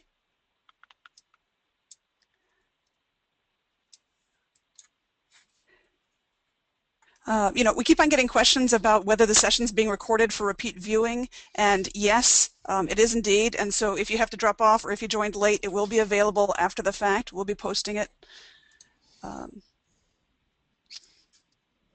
Can you identify the person who has the application form locked? No. So if you try to if you try to edit and somebody already has it, it will just say that it's in use by another user. We have been asked to identify that user, and we're trying to work with our security people to see if that's something that we can add. Okay, and if you're auto logged off, are the changes saved automatically first? No, you're going to want to save. Here's a question that's asking, can multiple people work on the proposal at the same time? Mm-hmm. And Diane, this is actually what we've been talking about locking and unlocking different form components, because that Right. allows you to work on the same component at the same time, but not on the same exact form at the same Exactly. time. Yep. Okay. And even when somebody has the lock on the form, you can still view it. You just can't edit it. Is it possible to give a subawardee access to the subaward component in Assist? They must have access to the component itself to work on the subaward.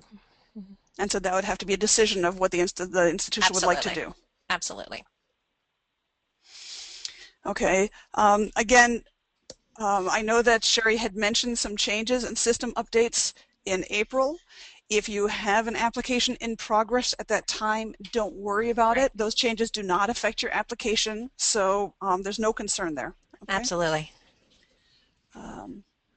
It's a good thing. All right, Lisa's saying, that 45-minute lock is a long time if we're trying to submit. But again, you should have already they can lock down their application before submission time so nobody else can touch it at some point? So again, if it's in work in progress, that's the only time you can get your lock. Okay. Right. So it takes some time to actually incorporate all your components, and we're going to walk through those steps. So you really want to be doing that in advance of your submission deadline. So yeah. you want each one of those components Yep. need to be finalized, Right. and then nobody's going to be able to touch those components. Exactly. Is there a limit on the number of people that can be working on an application in the same time, even though they're in different sections of the application? No. Great.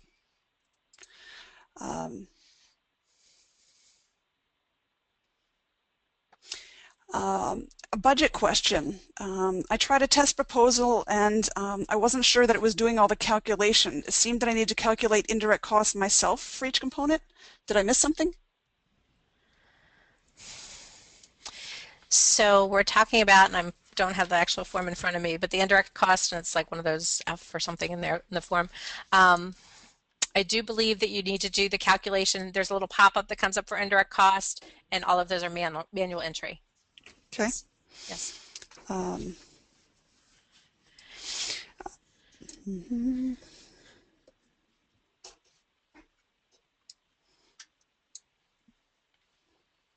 Okay, and will Assist prepare a consolidated budget summary based on all the individual components?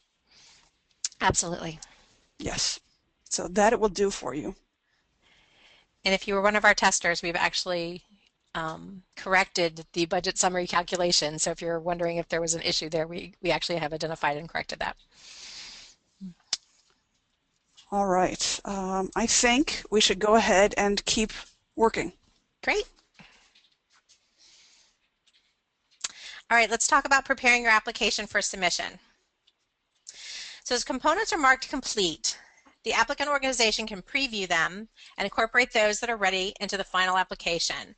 And you're going to do that very similar to how we updated the status to complete. You're going to update the status to final. All components must be marked final before an application can be prepared for submission. And we recommend that before you finalize a component that you do a validation of the full application to make sure that once it's incorporated, you're not going to have any issues. Because if you do need to make corrections, you would have to put that back into work in progress to do your editing and then go back through the complete and then final statuses.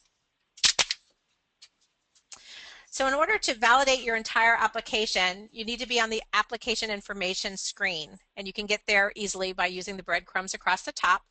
And that's going to allow you to have the validate application in your action section.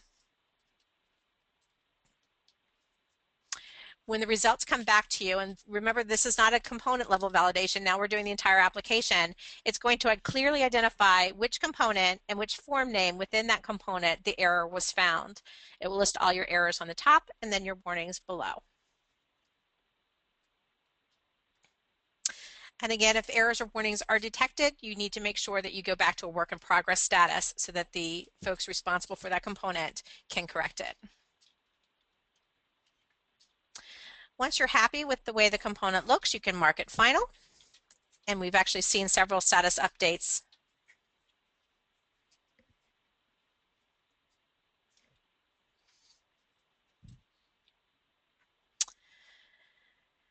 When you do that finalizing of a component, Assist is going to check to make sure that you have only one biosketch for every senior key person.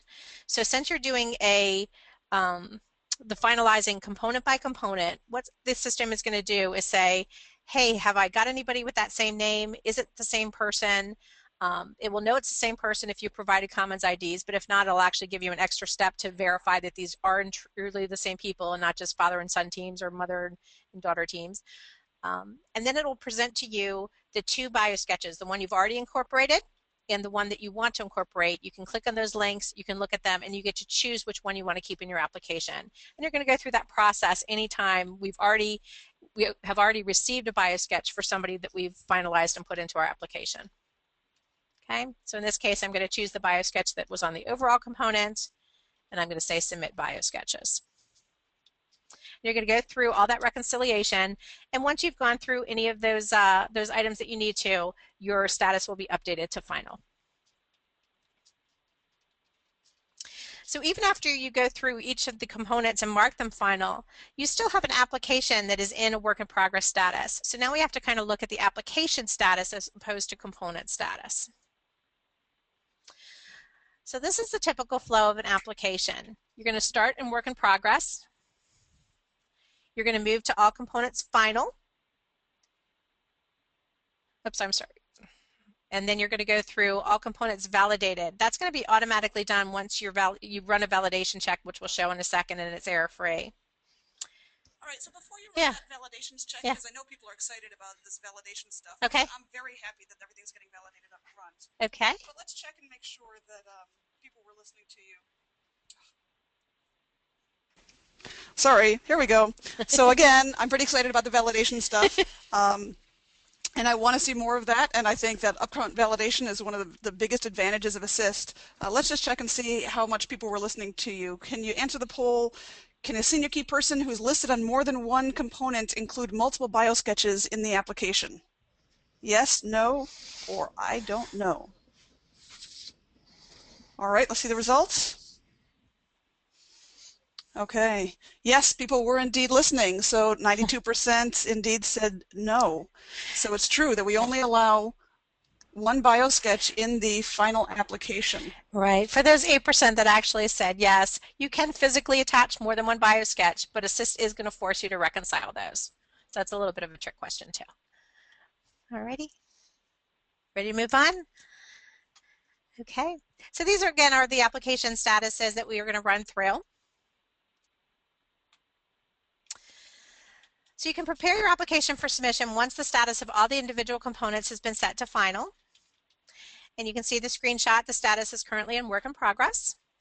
And just like the other events that we've done for the application, the other actions, you're going to go to the application information screen, click the appropriate action button, in this case, update submission status, and you're going to get your drop down. And again, you can see at the application level, you would have the ability to abandon if you wanted to, but you can actually set it to all components final.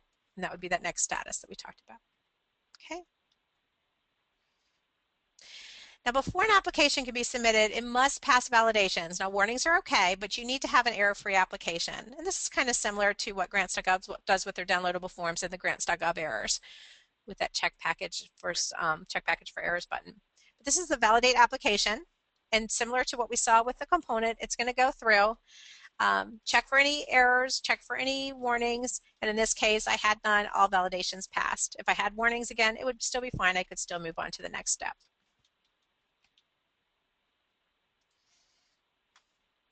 When all applications, when the application passes the validations, the status automatically is set to all components validated. So that's one that you don't have to physically change. It actually sets it for you.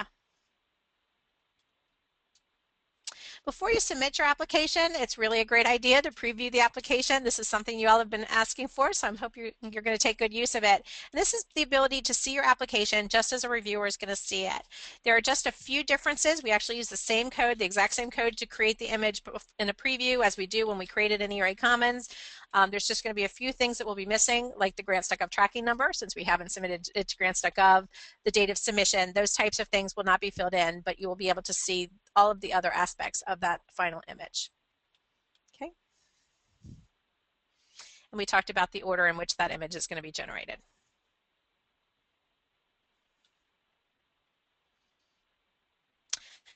So you have that actual application image to look at, to pass around. You can save it. It's a PDF file that pops up. You can save it to your machine. You can email it around. You can say thumbs up, all good, and it's ready to go. And once you're ready, you can mark the application status to ready for submission.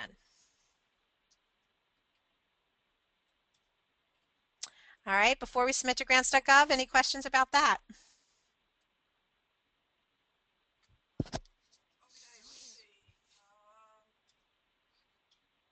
Mike?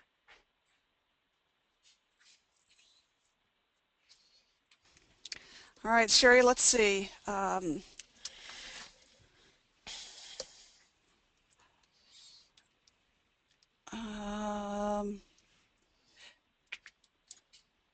Okay, so sorry. Okay, so if there's multiple PI and they each belong to different institutions, of course, only the primary institution can be the one submitting. However, can each PI go into the application or do they become subcontracts? So if you're a PI on the entire application, you're going to be able to see the entire application.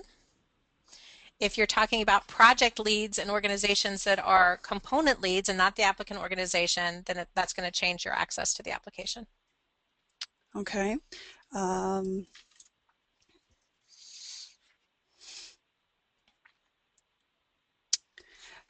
Can anyone who has access to the application validate the entire application, or does it have to be the signing official?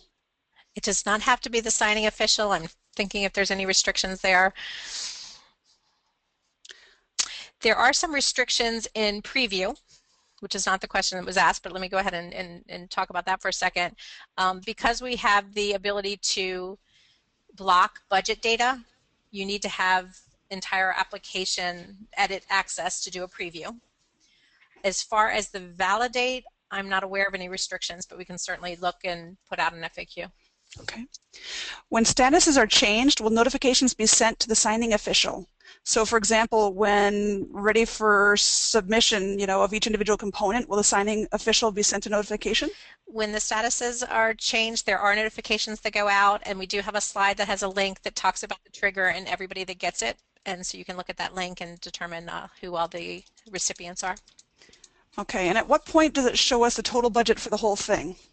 So when you do a preview of the entire application or you look at your image, it's going to be in the summary roll-ups. And also you do still need to manually put the entire application budget request on the cover page in the fields appropriate on that form. All right. Is there a way to lock the individual form pages when they're complete so others can't make changes? No. Okay. All right, I think we're going to have to keep going. Actually, okay. Yes, let's keep going. Alrighty, let's talk about submitting your application. So just like single projects, on-time submission means error-free submission made by 5 p.m. local time of the submitting organization. Can't stress enough, submit early. That's days, not minutes. You want to make sure you have time to address any unforeseen issues and also to view your application image and comments. Okay. Only a signing official for the lead organization who has an authorized organization representative AOR active account with grants.gov can submit the application. The application has to be in a ready for submission status, and you'll have that submit application button. Hit the button and you'll be prompted to make sure that you really want to submit. You click submit, and then you'll be prompted for grants.gov credentials. And this actually does go to grants.gov and verify that it is valid credentials.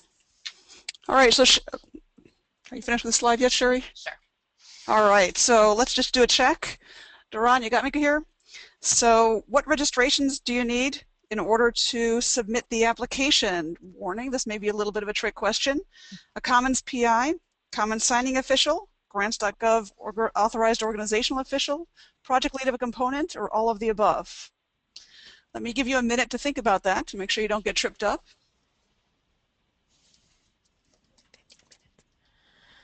All right, and let's see what the answers are.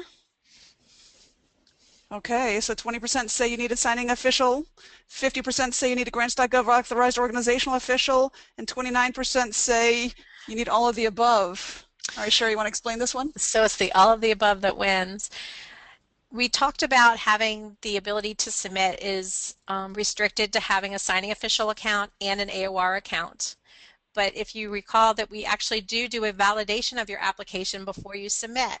And one of the things we're checking for is that all the PDPIs, so the ones on the overall that have that PDPI role, and your project leads on each component also have a credential.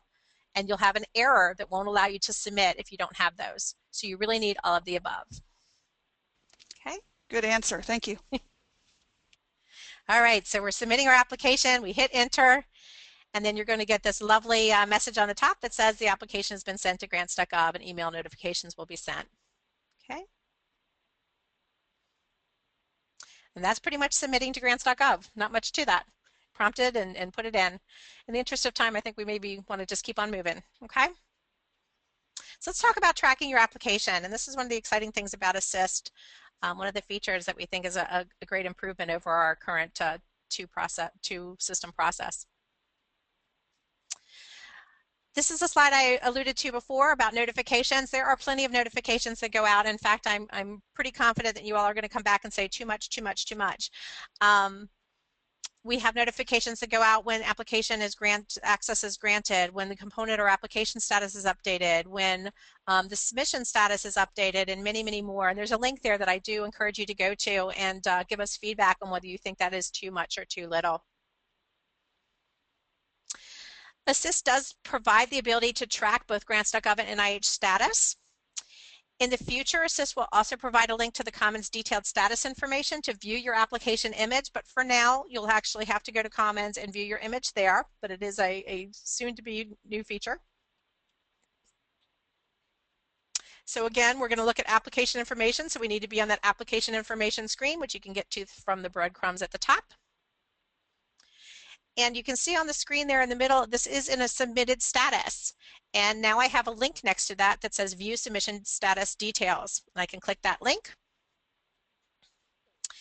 Now, in order to actually poll both NIH and grants.gov for status, you do have to physically click this little check for status updates button. So you have to click that, and we'll give you feedback on whether or not there's been a change of status. In this case, it says there are no new updates to the processing status. But what I had received before was that it was in a submitted state in Assist. We knew that. We hit that submit button. And in grants.gov, it was validated.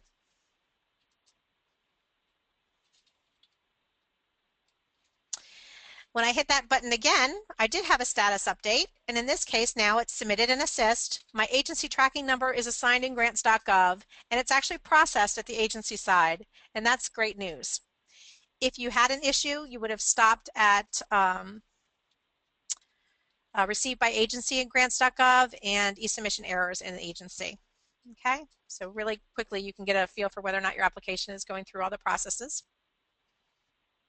To view your application, as we indicated, you do need to still go to Commons. So you would log into Commons, you would go to the status screen, and this would be the same folks that can do the viewing of applications today. So that's your PDPI, your multi-PDPI, and your SOs and AOs.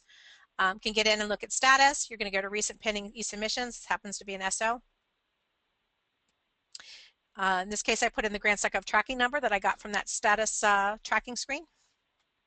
Hit search, get your hit list.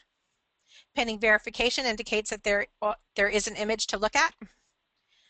I can click on the application ID, and that's going to bring me to the detailed status screen. And again, this is the same process as we use for single projects, so hopefully many of you already are familiar with it.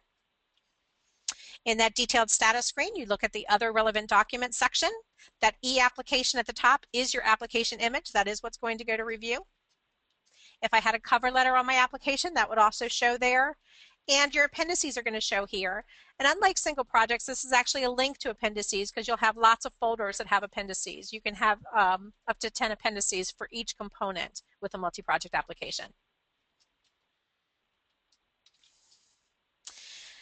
As with a single project, it is your responsibility to carefully review the entire application and make sure it's been processed correctly. And again, there shouldn't be any surprises because you were able to preview your image before submission, and we're using the exact same code to do both. This is a little bit busy here, but I did want to throw onto the screen some of the data summaries that you would see in the image. We have one for project performance sites, one for human subjects, clinical trials, stem cells, vertebrate animal summary. We have a senior key person summary.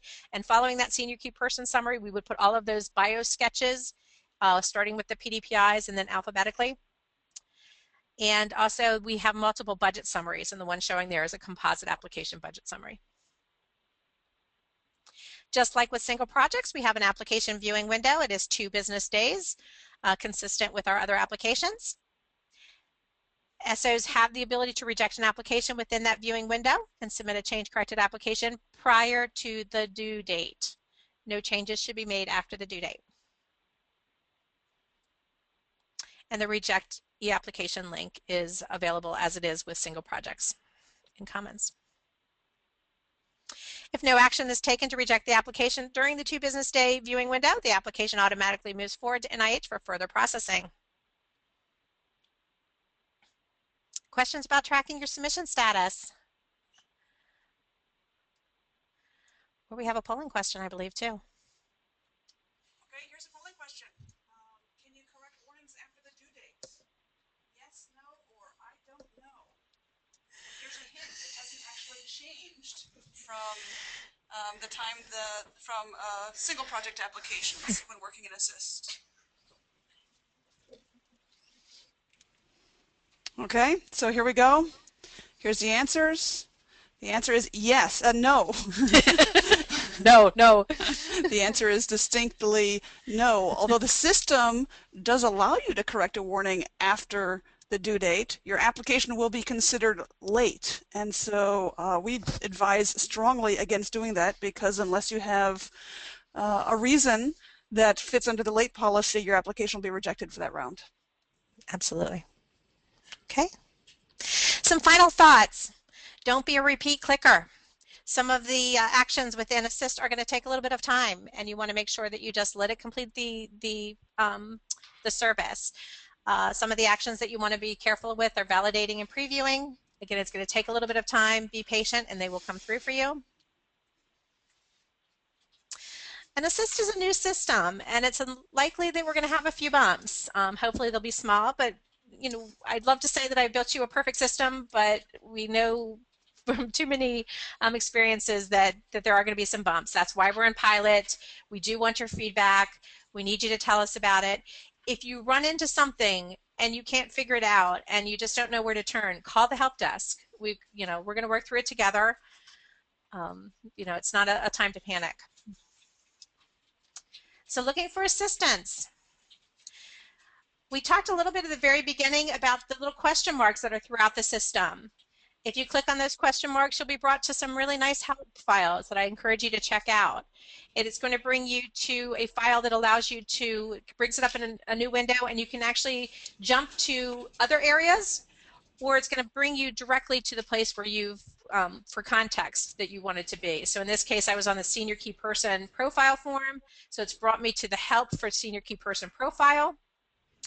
And it also gives you a direct link to the application guide for the senior key person profile form to give you additional guidance on how to fill out those data fields.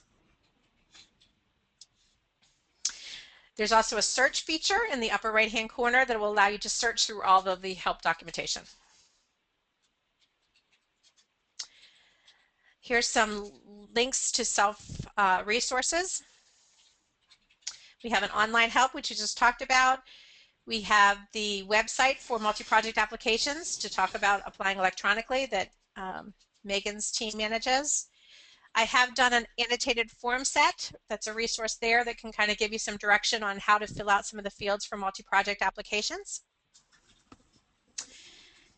And although we've worked very closely with grants.gov on the development of this system, it is developed and managed by NIH. So your first stop for support really should be NIH. So we encourage you to call the Erie Commons Help Desk first if you run into any problems. If you run into a system issue that threatens your on-time submission, our standard system issue policy is in place, and you want to make sure that you follow that. It really entails calling the help desk, making sure we've documented your issue by the deadline, and that we're working through that with you. Assist is in pilot. We really, really want your feedback. We encourage you to take advantage of the online ticketing system of the help desk. The link's there for you and some guidance on how to identify it as feedback. We'd love for you to take this route. It will allow us to make sure that we can record all of your feedback and we can track it. And that's it. All right, Sherry, let's get to some final questions here. Will Assist error checking catch all the errors found in the NIH Commons?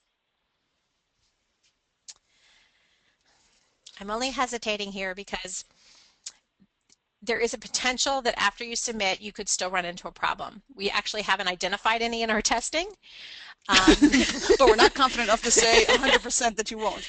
And really Okay. the types of problems that we would get after submission are things when we're trying to put your data into our database. And so that's not really something that we can check before the fact. We've tried to put as many checks to make sure it's all properly formatted and everything's in place beforehand.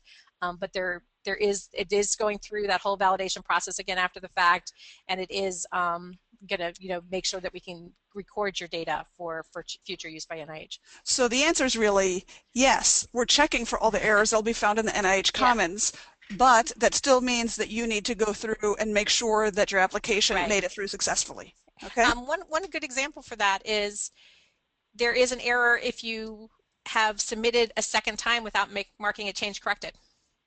Okay, so that's one. You might get a duplicate error that would not be caught up front. There is a question here about how they mark a change corrected application. So that's going to be the same process as you would use for single project. There is a field on the R&R cover on the overall that you would mark as change corrected. Okay, but you go into your application that you've already submitted. So it's going to look as in Assist as if it's already been submitted, and then you're going to go and mark change corrected, make a change, and then submit it again. That's correct. So you'll have to go back and change the statuses to work in progress to be allowed to edit and go through those. Yes.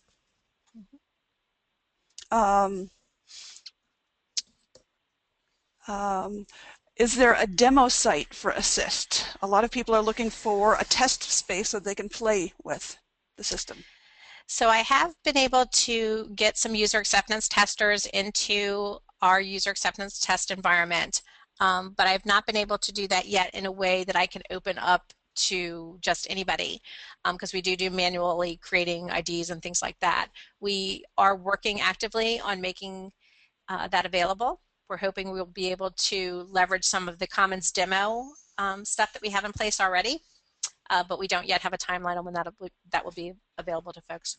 Okay. If I initiated an application in a very preliminary way, should I be putting the type of submission as pre-application? No, pre-application is very specific to only a single activity code, and it's actually a single project activity code in NIH, so you want to just make it an application and keep going. Okay, are we still going to have the same issues with file names in terms of spaces and special characters? Yes, grants.gov is enforcing some stricter guidelines on file names. That is part of the PDF guidelines and the avoiding common errors link that we had shown previously, that we encourage you to go back and take a peek at that. But that is actually checked up front, so you shouldn't get the error from grants.gov. You should get it from Assist if you have not complied. Let's